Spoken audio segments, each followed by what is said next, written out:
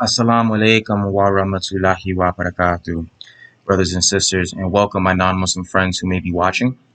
Today, I will be discussing both the contradictions in Sunni sources as well as prove the claims of the school of Ahlul Bayt that the virtues of the Ahlul Bayt, Allah alayhi salam, were stolen. I will be using a handful of hadith from Sahih Muslim, one of the most respected books of Ahlul Sunnah. Before we begin, I want to make it clear that this video is not to bash or mock my brothers and sisters of Ahlul Sunnah, nor their books, nor their revered figures. As a Muslim, it is my responsibility to dispel falsehood when it is presented to me. Please watch the full video before any debate or comments. Now to begin, inshallah. So without further ado, we will begin, starting with Sahih Muslim, book 44, hadith 96, Sahih Muslim 2427a. Abdullah bin Abu Malaika reported that Abdullah bin Jafar said to Ibn Zubair, "Do you remember the occasion when we three, i.e. I, you, and Ibn Abbas, met Allah's Messenger, peace and blessings be upon him, and he mounted us on his camel, but left you?" He said, "Yes." Now, brothers and sisters, we see here Abdullah bin Jafar tells Ibn Zubair that he and Ibn Abbas rode on a camel with the Prophet, peace and blessings be upon him. This is in the book of merits of the companions.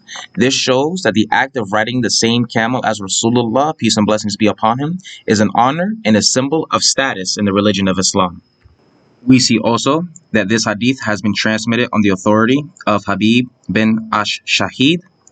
So Abdullah bin Jafar is not the only one who has backed this claim that Abdullah bin Jafar and Ibn Abbas were the ones on this camel.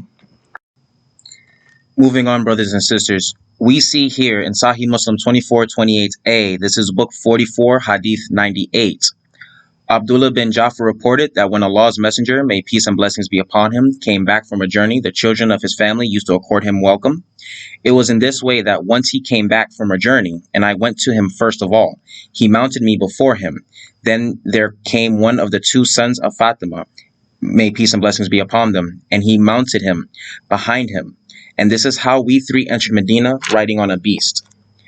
Now, brothers and sisters, we see here that Abdullah bin Jafar is now claiming one of the sons of Fatima, may peace and blessings be upon them, is the one to share this virtue with him, and no longer are Ibn Abbas and Zubair even a part of the equation. On top of that, we see here that the virtue of the Ahlul Bayt is left ambiguous, as we don't even know which son supposedly rode this camel with him, while Abdullah bin Jafar's virtue is solidified. So we see here that he's not even saying the name of the members of the family that he rode this camel with. Here we see 2428b, it is still book 44, hadith 99. Abdullah bin Jafar reported that when Allah's Messenger, may peace and blessings be upon him, came back from a journey, he met us. Once he met me, Hassan or Hussein, and he mounted one of us before him and the other one behind him until we entered Medina. So again, even in this case where he's actually naming, and peace and blessings be upon them, the two of the Imams, Imam Hassan and Imam Hussein, Allah alayhi salam, this man is still not telling us which one of the sons rode the camel with him, effectively making this virtue of them almost meaningless, for we don't know who has the virtue and who does not. Now, brothers and sisters, we're going to take a quick break from Abdullah bin Jafar, and we're going to look at Iyas, who reported on the authority of his father, "I had the honor of leading the white mule on which rode Allah's apostle, peace and blessings be upon him, and with him were Hassan and Hussein, till it reached the apartment of Allah's apostle, peace and blessings be upon him, and peace and blessings be upon them as well. The one amongst them was seated before him, and the other one was seated behind him." Now, we see here that Iyas's father's story is a bit different compared to Abdullah bin Jafar's version of events. He is the one that led the animal, Iyas's father, and not only does he claim the animal in question was a mule, but he clearly states that Imam Hassan, peace be upon him, and Imam Hussein, peace be upon him as well, were the ones that rode with the Prophet.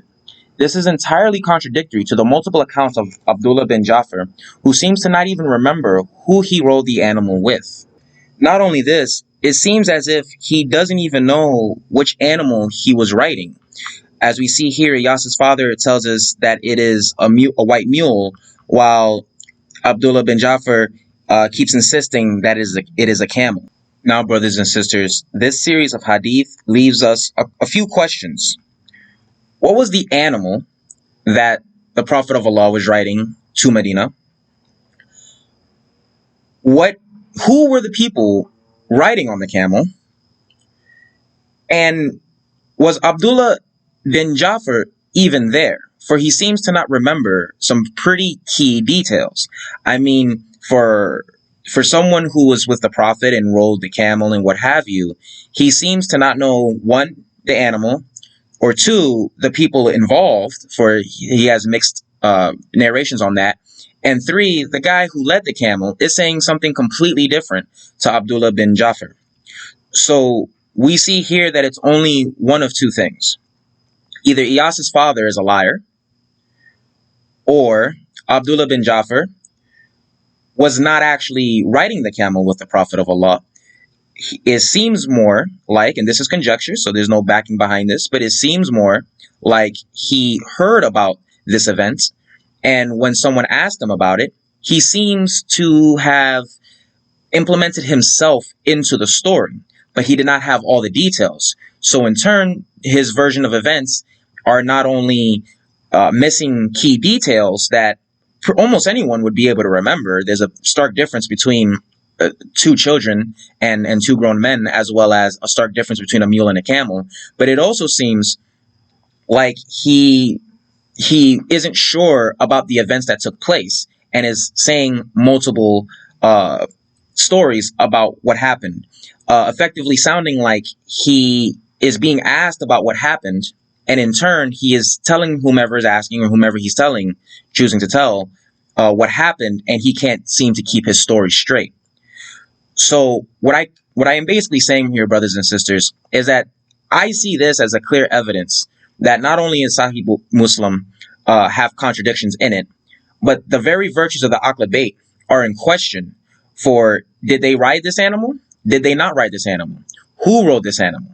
We know Imam Ali ibn Abi Talib alayhi salam took Khaybar. No companion says one of the companions, some companion, whomever. No one says Ali or Abu Bakr. They say Ali.